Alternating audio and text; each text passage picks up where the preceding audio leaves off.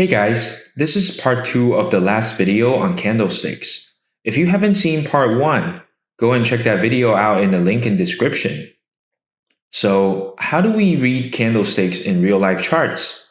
Well, candlesticks can tell us if the bulls, aka buyers, or the bears, aka sellers, are in control, or neither are in control. Sometimes, if you see a big green candle, that means bulls are in control. And if you see a big red candle, that means the bears are in control. Bullish candles drive the price up. Bearish candles drive the price down. And if you see something similar to a cross, meaning the body of the candle is very slim, that means neither side is in control. What if you see a smaller green candle or a smaller red candle?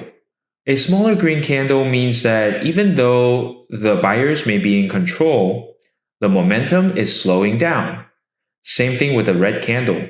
It is signaling that the seller's momentum is slowing down.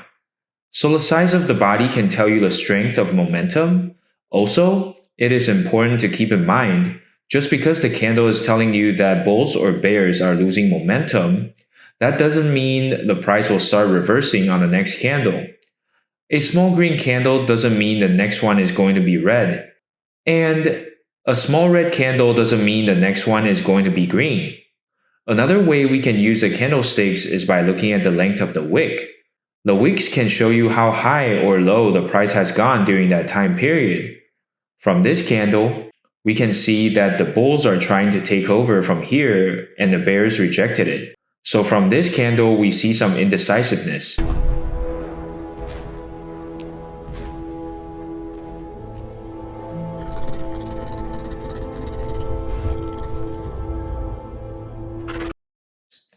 Even though the candle is green, the bulls are not in control here. Neither are the bears. In the candle with the top wick, clearly rejection by the bears or the sellers, we can see the price went up, but the bears came in and sold the price down. Sell it all. Another candle, but this time with a long wick on the bottom, this is showing bulls rejecting. The bears trying to drive the price down, but the buyers stepped in here and buy the price up. So this is how you got this, by buying all of his cars. Now what good is having millions of dollars in the bank if you don't spend any of it? We can't say that this is a signal to buy, but we can say that there are buyers here. If you are paying attention, you will notice when I say just because you see a small body on a candle, it doesn't mean that the price is reversing. And if there's a long wick, that doesn't mean that the price will go in a certain direction. All I'm saying is don't trade just off of the candles. Yes, candles can help, but there are factors like the market breadth, support resistance levels, and volumes corresponding with the candles. Now that you have a good understanding of candles, let's take a look at a few cases. This is where the bears keep rejecting at a level. You can see in this zone, the price kept getting sold down. And here's a perfect example to not trade on just candles. If you see a big green here and you think, oh, it's a buy, see what happens on the next candle? Boom. You're bagged right here if you buy. Check out this case, where bulls keep rejecting the price at this time.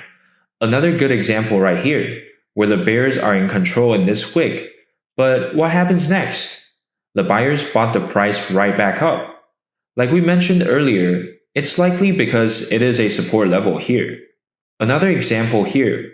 Right here, the stock tries to go up and got rejected here again. But there, we see a strong move up where buyers got complete control here.